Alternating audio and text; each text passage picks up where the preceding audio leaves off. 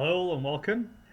In this YouTube video, I wanted to talk about how to have a healthy relationship after narcissistic abuse. I think this is an important topic. People, it's almost become a buzzword being impacted by narcissism, and hence the growth of my Facebook group and people who've just been impacted by what they see as being narcissistically attacked. And for both males and females, this is hugely it's a hugely damaging experience to go through, and I think a bit maybe counterintuitively with this issue, what I've witnessed in myself and with others is to really acknowledge the impact it's all taken, and to I guess get to the point where in yourself, so you're building this healthy, happy relationship with yourself first. And I know that's quite cliche, but I'm aware even when I thought this was an important topic, so I wanted to put this out as obviously the title. But I'm aware also in that I bet for a lot of my clients who've been through this, even though that term could be triggering because it would, but I did it because I know it's immediately would strike up things of, oh, but I don't feel ready for a relationship, which is totally fine. And it can be from that point. I still want it to keep that title because people typically at some stage want to be in relationships. That's most common typically. So sometimes not, but it's okay. People typically want to. So whether we know it or not, I find people typically see that as aspirational. But then probably hearing a title like this, there could be a kind of recoiling of I'm not ready, and it's from that point we can go into, because to be able to be in a new healthy relationship after narcissistic abuse, people can be empty shells of themselves. So we can do that. That's where we can be in this pain. There's usually words we could say like grief and trauma are common conversations when people go through this. Some people medication is called for as well at points, and it's just allowing ourselves to be in that space. And Carl Jung once said the idea of the dark night of the soul, and because sometimes this thing can take us to such a point, there has to be a real sort of breaking, for then a new like a reconstructing to over time take place, so we can have more healthy relationships. There was a book I often mentioned. It was called "Going to Pieces Without Falling Apart," and I think this book it describes a lot of journeys really, but being able to give yourself a space, and this can often involve working with a therapist as well, to just be able to actually break and go through all the grief and trauma of this, and then really like piece by piece we can be archaeologists, going back and thinking about dynamics and maybe just occurrences that led to us going into this relationship.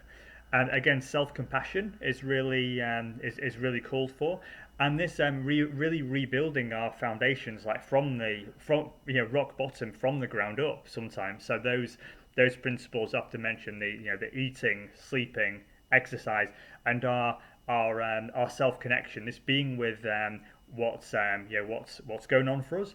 But also, I think it's good just the building in of our new of compartments in life. Our social network can be really important. I know for me, I was very involved with a spiritual development group that was really nice. I had a few good close friends. So sometimes just a day at a time strategy. And again, that real awareness of mental health. Some people do go down a medication route as well. I'm just saying in terms of the different things I've experienced and what I've seen other people experience. But it's just that gradual rebuilding until, it's very much a journey. But things usually, start to like piece together. Where we realise, the space we were in, where our blind spots were.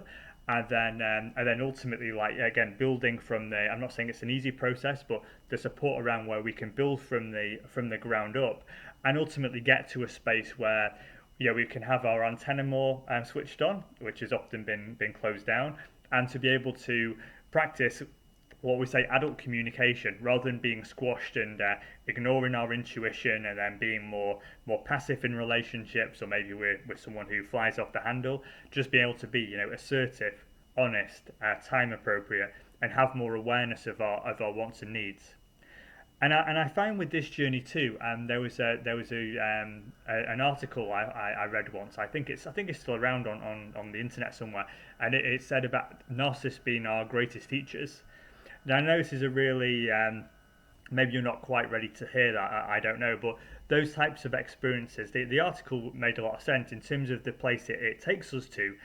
It's kind of because it can sometimes be the lowest point of people's lives, and it's like there isn't like anywhere else to go. We've been hit, we've been like sucker punched, and so it's just from this point we can really, I guess, by allowing ourselves to break and having a new, day at a time, our new support network around us, maybe having some, therapy intervention, we can piece by piece really start to build the bricks and actually come back with a deeper and stronger sense of self, and maybe even a new meaning, from all this. And I'm not to say, it has to be, like we live our lives just, remembering this, but just knowing maybe it's just, well, God, that happened. I won't let that happen again. But a really new, solid, like a red energy, coming in.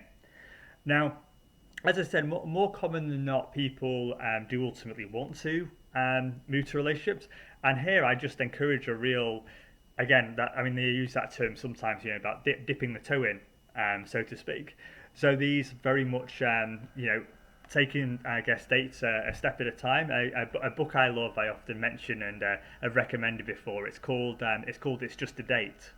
And sometimes when we're prone to, I guess, these kind of relationships, when we've been, ungrounded. You may have you heard my last YouTube. I spoke about interdependent and codependent relationships. Maybe watch that if you haven't. But codependent we can also call co-narcissistic. They're like A-shaped relationships. And again, it's like when we don't have this solid sense of ourselves, we're more prone to, I guess, having our antenna and our intuition antenna kind of closed down or even switched off completely, and being more reactive, going into relationships and maybe almost like falling in love too quickly, etc., etc. And I found the book, It's Just a Date. It's very grounding for this journey, to teach us to really just take things a step at a time and to be more slow. Oh, apologies, got a little text there. Didn't realise the phone was on. So look, this journey too, and what I'll say too, this is from personal and from client experience. Is I'd really give a recommendation of not getting too wrapped up in literature around narcissism. It's such a buzzword right now, and look, it doesn't. I want to say your partner you have may or may not fit that criteria.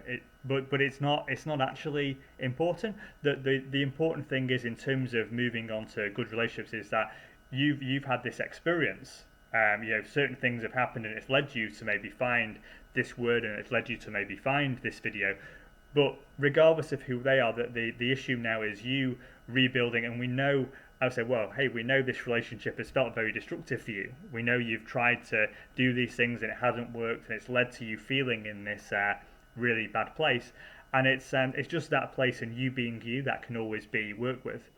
And what I found very common is people often start to read lots around narcissism, and now, whereas I think learning some key points can be good, and people are like, wow, God, that's exactly what they were doing and what was happening to me. I feel, oh, well, it's definitely a bit of an aha, and maybe other people, like on my Facebook group, people have experienced the same, and they therefore connect.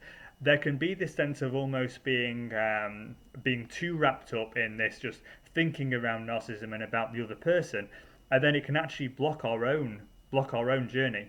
So that's where I want to say, whereas maybe a level of awareness is good, and for you, your truth and the purpose of the video, to move on to have healthy relationships, which is usually the goal, is just going to come from your space. It's going to come from your intuition and your self-knowledge and your passion, etc., being switched on, and again, your intuition being more attuned in future. We're never infallible, obviously, but to have this greater ability to ultimately overcome and move on. But here again, this thing is never to be rushed. So, when people have been in these relationships, they're in such a typically low space, and through therapy, what we want to do is really just heap the empathy on and reinforce an experience of self-compassion for you to carry on. And remember, one coach once said to me, well, wherever you're at is fine. This is just occurring for you right now. We don't need to push. If you're feeling so aggrieved or traumatized, angry, we don't need to push that away. Well, that's the thing that's going on. We can be with that. We can acknowledge maybe there's a real story behind that we can bring to therapy, or you may want to journal about, and how are we moving on over the next week? What support networks are in place, or what things may you be doing and practicing to just help manage this and mitigate, and just taking things a day at a time. Okay, so thank you for watching. I hope this has given you some kind of insight. On this channel, I'm just obviously growing it right now, and yeah, my niche in my work is helping people who are experiencing distress from a current or past relationship. And you'll see my other videos around interdependent and codependent relationships. Generally, that's my niche, or people come to me with other issues like sometimes career, anxiety, depression, etc.